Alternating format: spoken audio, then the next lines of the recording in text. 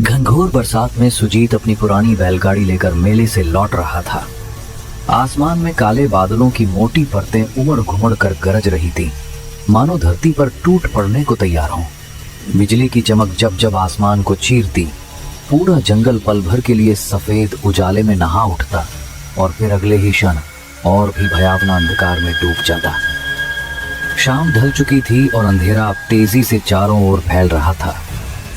तेज हवा पेड़ों को झकझोर रही थी, सूखे पत्तों की सरसराहट किसी अनजानी आहट सी लग रही थी। कीचड़ से लथपथ रास्ते पर बैलगाड़ी के पहिए धीरे धीरे धंसते जा रहे थे और बेचारे बैल हर कदम पर रुक रुक कर आगे बढ़ रहे थे, मानो उन्हें भी इस तूफानी रात की गड़गड़ाहट और अंधेरे का डर सता रहा हो। हे भोलेनाथ, कैसी घनघोर बरसात बरसा दी है। घर पहुंचना भी दुभर हो गया है। अरे ये कीचड़ भी ना। बस अब हिम्मत रखो रे बैलो, थोड़ा और, अभी हमें गांव पहुंचना है। काश मैं मेले में इतनी देर तक नहीं रुकता। अरे चलो रे, थोड़ा और जोर लगाओ। ये कीचड़ भी बस नहीं छोड़ता। अरे बाप रे, ये बिजली तो सिर पर ही गिरी लगती है। मेले की वो भीड़ अब किसी सपने जैसी लग रही है। यहाँ तो बस डर ही डर है। ये कैसी रात है, बारिश रुकने का नाम ही नहीं ले रही। अरे भोलेनाथ, कहीं ये वही रास्ता तो नहीं जहाँ की कहानियां लोग सुनाते हैं। दिल धक धक कर रहा है मेरा। काश अब जल्दी कोई आसरा मिल जाए।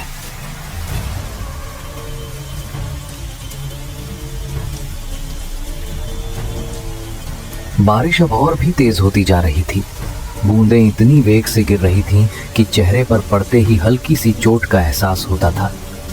आसमान में बिजली बार बार चमक रही थी और बादलों की गड़गड़ाहट से धरती जैसे कांप उठती थी। चारों ओर सन्नाटा पसरा हुआ था, न कोई इंसान, न कोई आवाज, बस बारिश की लगातार ध्वनि और दूर कहीं से आती जंगली जानवरों की डरावनी आवाजें। सुजीत का दिल जोर जोर से धड़कने लगा। उसने इस रास्ते के बारे में कई डरावनी कहानियां सुनी थीं। दिन में यह रास्ता सुरक्षित लगता था, मगर इस तूफानी रात में सब कुछ भयानक रूप ले चुका था। तभी अचानक उसे दूर कहीं से मंदिर की घंटी की आवाज सुनाई दी। अजीब बात यह थी कि वो आवाज बारिश के शोर के बीच भी साफ और गूंजती हुई सुनाई दे रही थी। सुजीत ने ध्यान से सुना। हाँ, ये निश्चित ही किसी मंदिर की घंटी थी। अरे ये आवाज, ये तो मंदिर की घंटी जैसी लग रही है। हाँ बिल्कुल, पर इतनी तेज बारिश में कौन बजा रहा होगा इसे? सुजीत ने बैलों को उस आवाज की दिशा में मोड़ दिया। कुछ दूरी तय करने के बाद उसे घने पेड़ों के बीच एक बहुत ही पुराना शिव मंदिर दिखाई दिया। मंदिर पत्थरों से बना था और देखने में काफी जर्जर व प्राचीन लग रहा था, पर अजीब बात यह थी कि उसके भीतर से हल्की सी रोशनी झिलमिला रही थी। सुजीत ने अपनी बैलगाड़ी मंदिर के पास रोकी और उत्सुकता व डर के मिले जुले भाव के साथ जल्दी से मंदिर के अंदर चला गया। मंदिर बाहर से जितना पुराना लग रहा था, अंदर उतना ही स्वच्छ और शांत था। शिवलिंग के सामने अगरबत्तियां जल रही थीं और चारों ओर दूध और चंदन की हल्की सी खुशबू फैली हुई थी। ऐसा लग रहा था जैसे किसी ने अभी अभी पूजा की हो, मगर वहां कोई दिखाई नहीं दे रहा था। कोई है यहां? कृपया बाहर आइए, मैं रास्ता भटक गया हूं। बारिश बहुत तेज हो रही है, रास्ता कीचड़ में डूब गया है, बैल भी थक गए हैं। अगर थोड़ी देर यहीं रुक जाऊं तो कोई आपत्ति तो नहीं? अजीब है, मंदिर में रोशनी जल रही है, अगरबत्तियां भी सुलगी हैं, फिर कोई दिख क्यों नहीं रहा?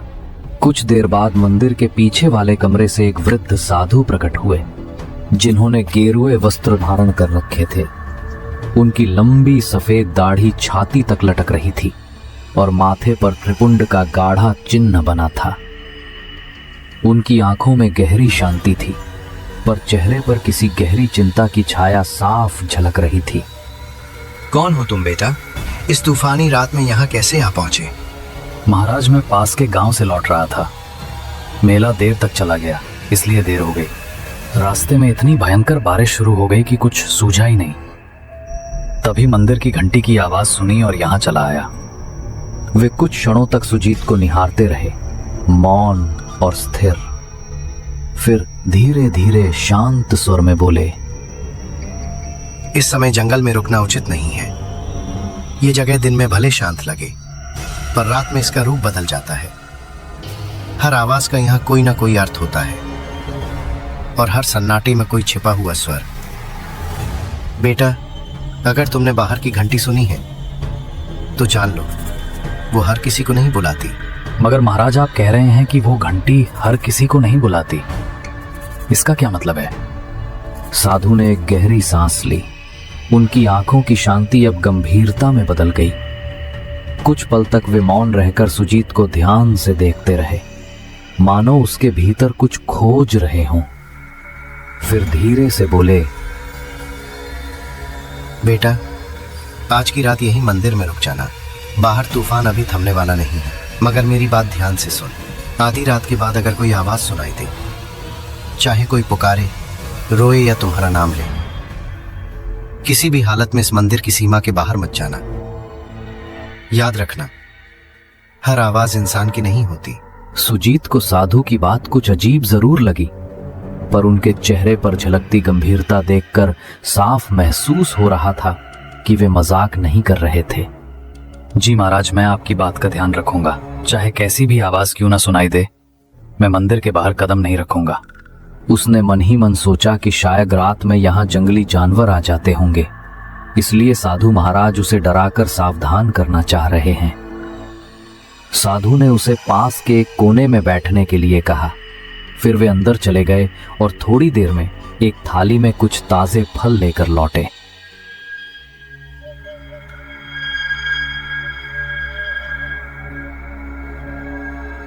लो बेटा, ये कुछ ताजे फल खा लो।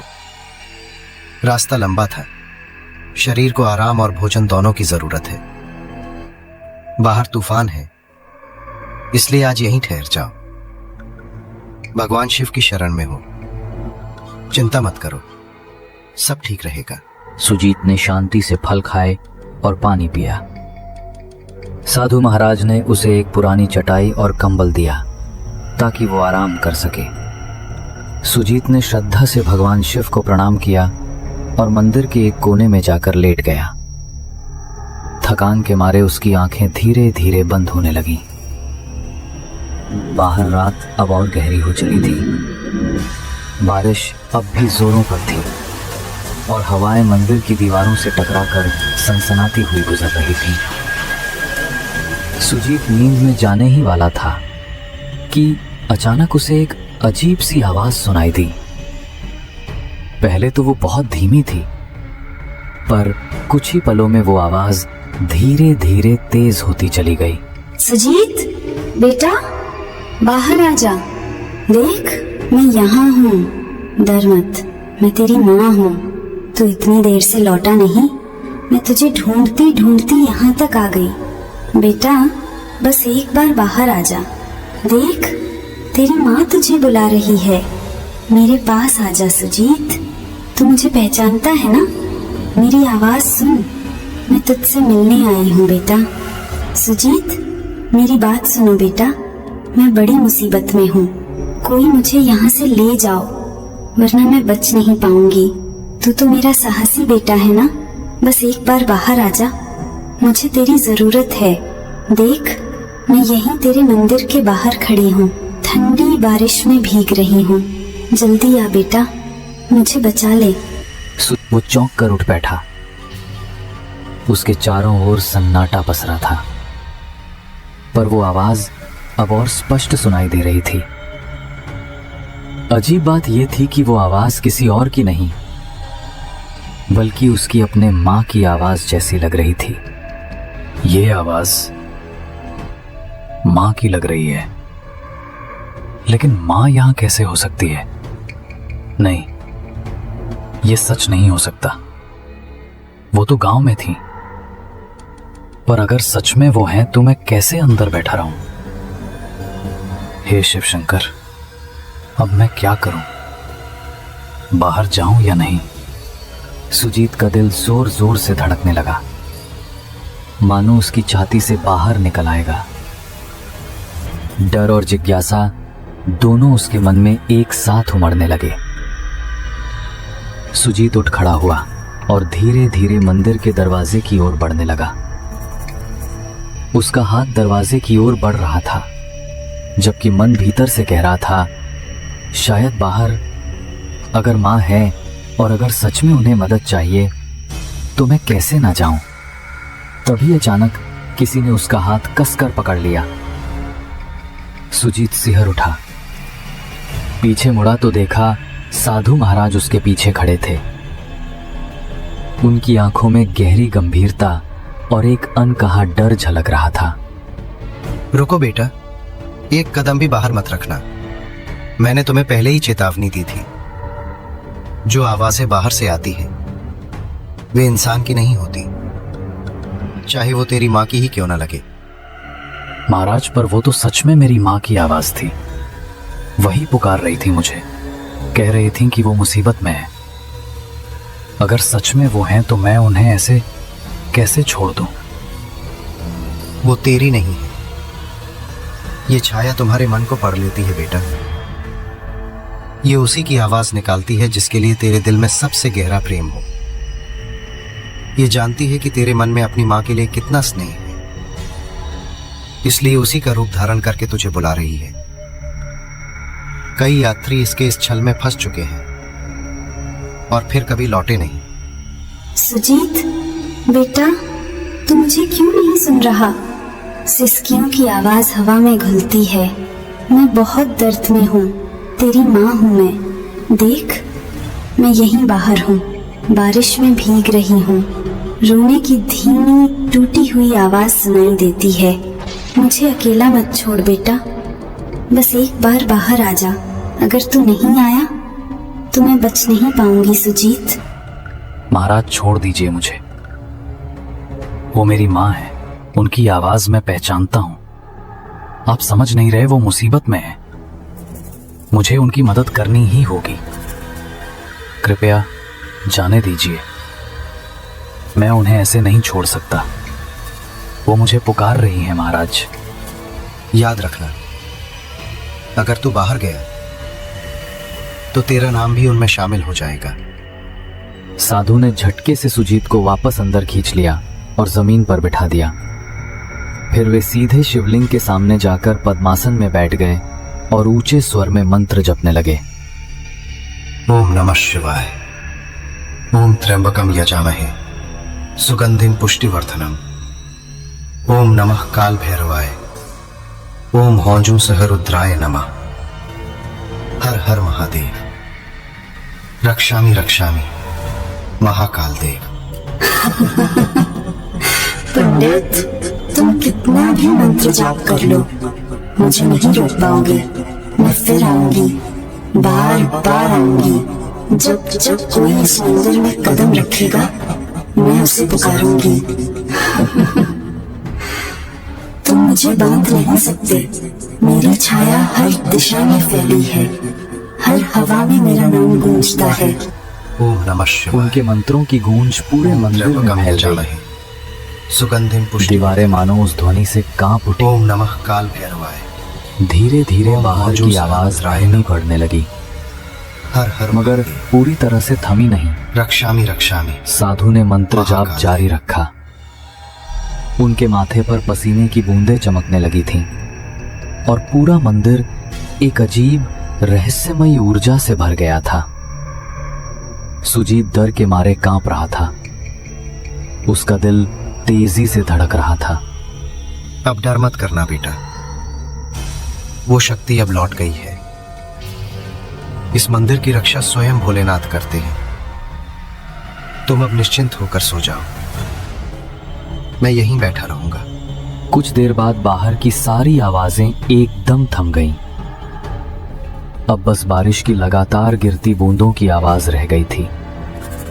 सुजीत कांपते हुए वापस अपनी चटाई पर लेट गया, मगर उसकी आंखों में नींद कहां थी। वो पूरी रात जागता रहा। हर आहट पर उसका दिल सहम उठता था। जब सुबह की पहली किरण मंदिर के अंदर पहुंची तो सुजीत धीरे धीरे उठा और बाहर निकल आया। बारिश अब थम चुकी थी, लेकिन मंदिर के चारों ओर जमीन पर अजीब से पैरों के निशान बने हुए थे, जैसे कोई अनजानी चीज रात भर मंदिर के इर्द गिर्द घूमती रही हो। तभी साधु महाराज अपनी कुटिया से बाहर आए। उन्होंने चारों ओर देखा और गहरी सांस ली, मानो किसी लंबे संघर्ष के बाद राहत मिली हो। देख रहे हो बेटा, ये निशान, ये उसी छाया के हैं जो पूरी रात मंदिर के चारों ओर मंडराती रही। वो कोशिश कर रही थी कि तुम्हें बाहर खींच ले जाए, तुम्हारे मन के प्रेम का इस्तेमाल करके तुम्हें अपने जाल में फंसाए। पर भगवान शिव की कृपा से वो इस मंदिर की सीमा पार नहीं कर सकी।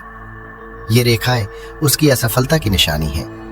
वो अब भी मुक्ति नहीं पा सकी, इसलिए हर तूफानी रात में लौटती है, किसी नए मन को बहकाने। महाराज, ये छाया आखिर कौन है? क्यों हर रात यहां आती है और क्यों मुझे अपनी मां की आवाज में बुला रही थी? इसका क्या रहस्य है? इसकी पिछली कहानी क्या है? बेटा, ये छाया कोई साधारण आत्मा नहीं है।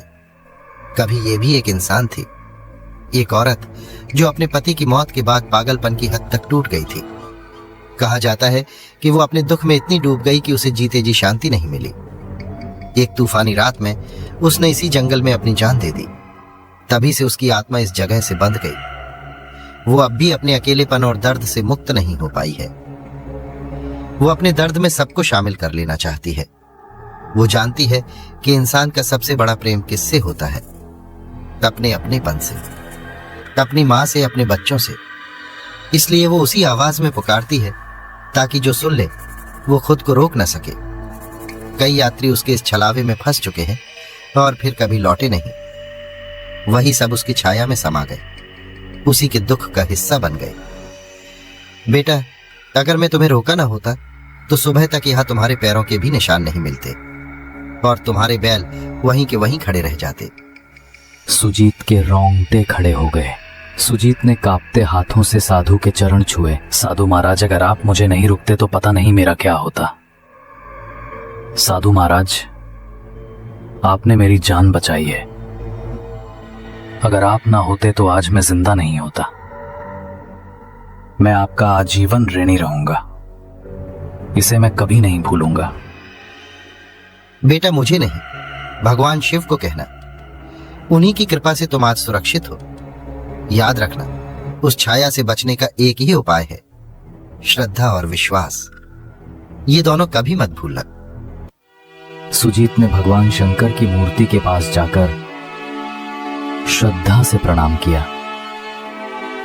फिर वो बाहर आकर अपनी बैलगाड़ी के पास पहुंचा। दोनों बैल सुरक्षित खड़े थे, जैसे रात की भयानक घटनाओं से अनजान हो। उसने बैलगाड़ी तैयार की, साधु महाराज को अंतिम प्रणाम किया और वहां से रवाना हो गया। रास्ते भर उसका मन उसी रात की घटनाओं में उलझा रहा। वो आवाज कितनी सच्ची, कितनी जीवंत लग रही थी। उसे एहसास हो रहा था कि अगर साधु महाराज न होते तो शायद आज वो जिंदा ना होता। सुबह की सुनहरी धूप अब पेड़ों की पत्तियों पर चमक रही थी। दोपहर तक सुजीत अपने गांव पहुंच गया। घर पहुंचते ही उसकी नजर अपनी मां पर पड़ी। वो आंगन में बैठी अपने छोटे बेटे से हंसते हुए बातें कर रही थी। मां को कुछ नहीं हुआ था, वो बिल्कुल सुरक्षित थी। ये देखकर सुजीत की आंखों से आंसू बह निकले। उसने दौड़कर मां को गले से लगा लिया। मां हैरान होकर बोली, अरे ये क्या हाल बना रखा है तूने सुजीत? कांप क्यों रहा है बेटा? कहीं रास्ते में कुछ हुआ क्या? बोल ना पगले, तू ठीक तो है ना? मां, मैं बहुत डर गया था। रात भर तुम्हारी आवाज सुनाई देती रही, इतनी सच्ची, इतनी करीब, जैसे तुम मुझे बुला रही हो। मैंने सोचा तुम किसी मुसीबत में हो। अगर साधु महाराज मुझे न रोकते तो शायद मैं आज तुम्हारे सामने ना होता। सुजीत ने अपनी माँ को रात की सारी घटना बताई। उसकी बात सुनकर माँ की आंखों में डर और हैरानी दोनों छलकने लगी। धीरे धीरे ये खबर पूरे गांव में फैल गई। सबको मालूम हो गया कि उस जंगल में रात के समय कुछ अनहोनी घटती है। तब से किसी में भी इतनी हिम्मत नहीं रही कि अंधेरा होने के बाद उस रास्ते पर कदम रखे। अगर कोई अनजान यात्री भटक जाता तो गांव वाले उसे शिव मंदिर का रास्ता दिखा देते, जहां साधु महाराज निवास करते थे। अब सुजीत हर महीने मंदिर जाता, श्रद्धा से साधु महाराज के चरण छूता और पूजा का सामान व फल अर्पित करता।